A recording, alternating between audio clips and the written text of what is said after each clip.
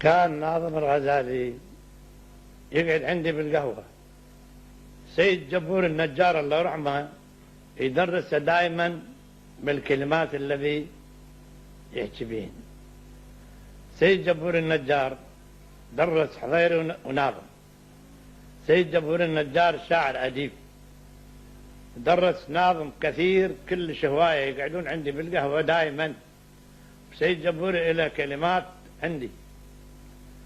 سيد جبوري يقول للناظم: أنت شقيق البدر بالأرض بازقا وإلا العصر هذا يوسف الثاني، وحق لي إلى جبريل لولا حسنك ما شفت يا ترف، لولا أنت يوسف الثاني صرت، لولا شقيق البدر بازق على الوطية.